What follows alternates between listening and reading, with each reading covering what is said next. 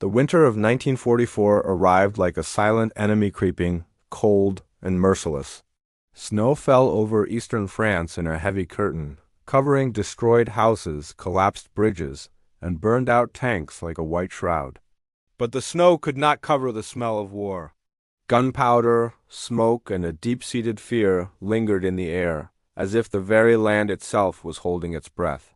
Within this frozen, desolate world, a 19-year-old American soldier named Private Daniel Hart marched forward with what was left of his unit. His boots were soaked through, his uniform was torn, and his hands trembled not from the bitter cold, but from the weight of something far heavier. A letter. It was folded carefully inside his inner pocket, unopened, unread, but he knew exactly who it was from. His mother. He hadn't opened it because he was terrified of the words inside. In a war where every single day could be his last, he had started to avoid anything that reminded him he had something to lose. A family, a home, a life waiting for him beyond the battlefield. Keeping that distance felt safer. It felt like the only way to survive. Daniel's unit entered a ruined French village called Saint Benoît. Before the war, it had been a peaceful farming town, with charming stone houses and vineyards that stretched all the way to the horizon. But now, it was a village of ghosts. The silence was overwhelming, suffocating. Snow fell onto collapsed roofs, and the only sound was the wind whistling through broken windows. A dog barked once, a sharp, lonely sound, then vanished under a broken cart. On the wall of the village church, a single word was carved by hand. Hope. Daniel reached out and touched the frozen letters with his numb fingers. Hope, he whispered to himself. Feels like a foreign word now. His sergeant, a man named Miller, whose face was hardened by years of loss, walked up beside him. Keep your eyes open, kid, he warned, his voice low and gravelly. This kind of silence usually means trouble, but Daniel wasn't afraid of the Germans. He wasn't afraid of an ambush. He was afraid of his own memories. He was afraid of the life he'd left behind, the one his mother's letter represented. Inside the last standing house in the village, they found signs of life. A young French woman, Marie, was huddled in the corner, a thin blanket wrapped tightly around her shoulders. Beside her, a little boy, no older than Daniel's own little brother, clung to her dress. The boy's face was streaked with dirt and dried tears, his eyes wide and vacant. Daniel took off his helmet, a gesture to show he meant no harm. "We're here to help," he said gently, his voice softer than he'd used in months. Marie looked up, and in her eyes, Daniel saw a depth of sorrow that no one her age should ever have to carry. "My husband." "He was taken," she whispered, her voice barely audible. "The soldiers came 2 nights ago." Daniel swallowed the lump in his throat. He had heard this story before, in different towns, from different voices. It was a story that had become all too common.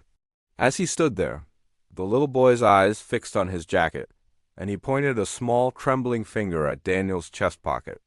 "A letter," the boy said quietly, in broken English. Daniel froze. How could this child, a complete stranger, notice the one thing he was trying so desperately to forget? The weight in his pocket suddenly felt 100 times heavier. That night sleep wouldn't come. His unit rested in the abandoned home, trying to keep warm by the weak glow of a dying fire. Marie slept fitfully, with the boy held tight in her arms. Even in her sleep, her face was tightened by fear. Outside, the distant echo of artillery rumbled like a storm that would never pass.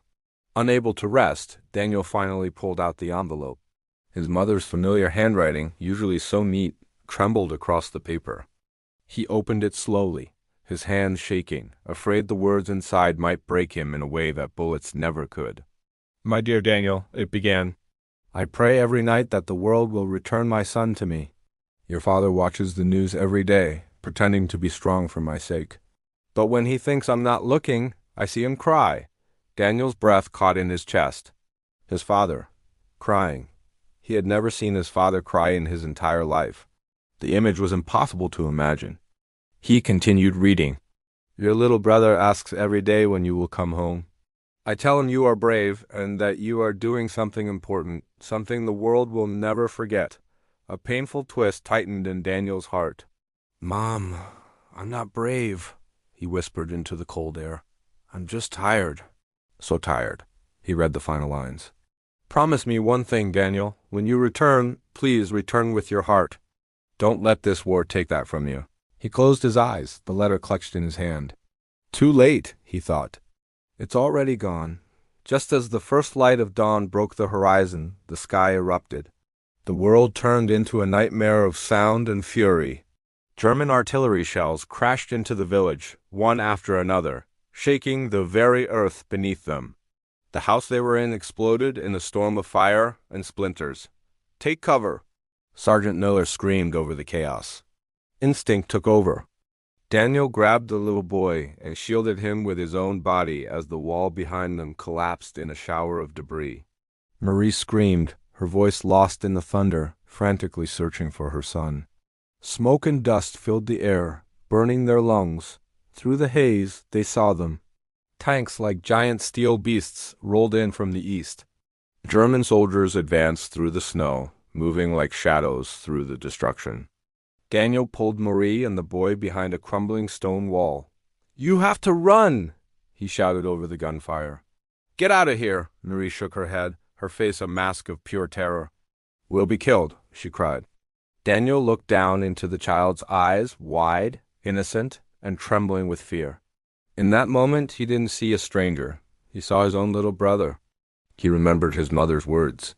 Asterisk, return with your heart. Asterisk, a sudden, fierce resolve surged through him. "No," Daniel said, his voice firm and clear. "Not today." He stood up, raised his rifle, and fired at the approaching soldiers. His hands still shook, but his aim was steady. His unit, rallying behind him, joined the fight. Bullets flew, smoke burned their eyes, and the world became a symphony of destruction. Through it all, the little boy held onto Daniel's coat, refusing to let go. "Don't die," the child whispered, his small voice almost lost in the noise. Daniel managed a weak smile, a flicker of warmth in the freezing hellscape. "I won't," he said. "I promise. But soldiers in a war don't make promises they can keep. They only make promises they hope, with every fiber of their being, won't be broken." And in that moment, protecting this child, protecting this family, Daniel found the peace of his heart he thought he had lost forever. He was no longer just fighting to survive. He was fighting to hope. Thank you for watching. If this story moved you, please consider liking this video and subscribing for more stories of courage and the human spirit. We'll see you next time. The battle for St. Benut raged like hell unleashed. The once pristine snow turned black from smoke and red from the blood of fallen men. It was a maelstrom of chaos, a symphony of destruction where every note was a gunshot, every crescendo an explosion. In the middle of it all was Daniel, a young soldier barely out of his teens, fighting for his life and the lives of those around him. Beside him, Sergeant Miller, a man who'd been a rock for the entire platoon, suddenly crumpled to the ground. A single dark hole appeared in his chest. "Miller!" Daniel screamed, his voice swallowed by the roar of the battle. He dropped to his knees beside the dying sergeant. Miller grabbed Daniel's wrist, his grip surprisingly strong for a man on the edge of death. His eyes, desperate and pleading, locked onto Daniel's. "Save them," he rasped, his breath coming in short, ragged gasps. He nodded toward a terrified woman and a small boy huddled against a crumbling wall. The woman and the kid. "Don't let this damn war take more than it already has."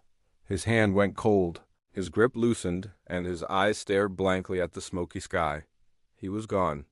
A raw scream built in Daniel's throat, a primal sound of grief and rage, but there was no time.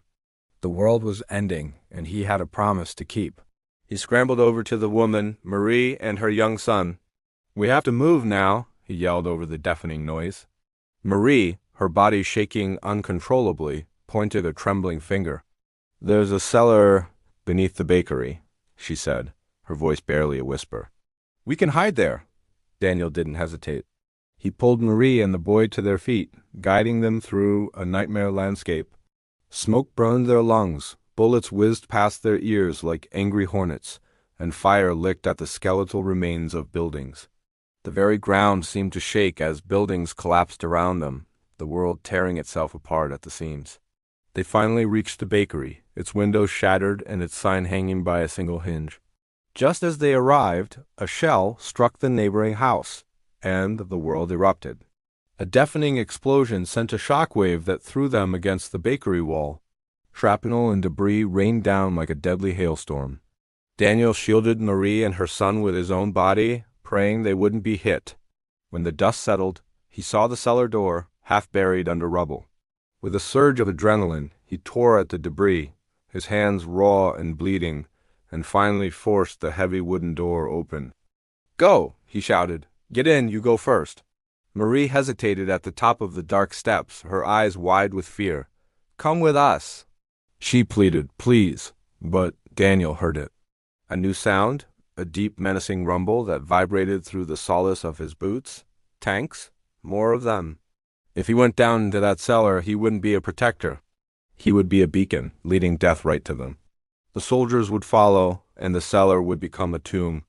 He looked at Marie, at the pure terror in her eyes, and then at her son, who was no older than his own little brother back home.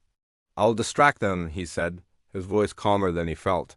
"I'll lead them away." Marie grabbed his arm, tears streaming down her face, carving clean paths through the soot and grime. "No," she begged. "You're too young to die." Daniel managed a small, soft smile, a flicker of warmth in the freezing cold. "So is your son," he said gently. He gave her arm a final, reassuring squeeze, and then, with a heavy heart, he pushed the cellar door closed. The world went dark for Marie and her son, but for Daniel, as the lock clicked into place, something shifted inside him. For the first time since the war began, since he'd first put on the uniform and held a rifle, he felt a profound sense of peace. He had made his choice. This was his last stand. Daniel walked out from the relative cover of the bakery and into the open street. He slowly raised his hands, making himself an obvious, unmissable target. He wanted their attention, all of it, drawn away from the small cellar door and the life hidden beneath it. Snow began to fall again, soft, silent flakes landing in his hair, a stark contrast to the violence surrounding him. The rumbling grew louder, and soon a German tank crested the hill, followed by a squad of soldiers. They saw him immediately. A German officer, his face grim and weary, broke away from the group and approached him. Daniel stood his ground. In that moment, he felt taller than he ever had in his life. He wasn't a scared kid anymore. He was a protector. A shield. The officer raised his pistol, the dark metal glinting in the gray light. In that final, suspended moment, Daniel's thoughts drifted far from the war-torn streets of St. Benut. He thought of his family, his mother's warm smile, his father's strong hands, his little brother, whom he'd promised to teach how to fish. He thought of the letter from his mother, still tucked safely in his breast pocket, its paper warm against his skin. He wished he could write back just one last time to tell them he loved them. A single gunshot echoed through the village. And then everything went quiet. Hours later, the tide of battle turned. American forces pushed back, retaking the shattered village. As soldiers cleared the streets, they heard a faint sound coming from beneath the ruined bakery. They found Mary and her son, huddled in the dark, but alive. They were shaking, terrified, but alive. They found Daniel, too, a short distance away, lying in the snow. He looked peaceful, as if he were only sleeping. His mother's letter was still clutched in his hand. Beside him lay the German officer who had shot him, struck down by the American counterattack. The snow fell equally on them both, a white blanket covering friend and foe alike. War had taken them both. A medic knelt beside Daniel's body. He gently pried the letter from the young soldier's cold fingers and read the simple, loving words from a mother to her son. The medic, a hardened man who had seen too much death, felt his eyes burn. He wiped a tear away and whispered to the fallen soldier, "Rest now, kid. You kept your heart." Later, Marie, holding her son's hand, approached Daniel's body. She placed a single white flower, miraculously found amidst the devastation, on his chest. "For saving us," she whispered, her voice thick with emotion. "For giving my son a future." The war in Europe would officially end months later. But for Daniel, it ended here, on a snow-covered street in a forgotten French village. It ended with a promise kept and a sacrifice that gave life to others. His story, like so many others, might be lost to the grand narrative of history, but in the heart of a mother and her son, and in the soul of a quiet village, his last stand would be remembered forever.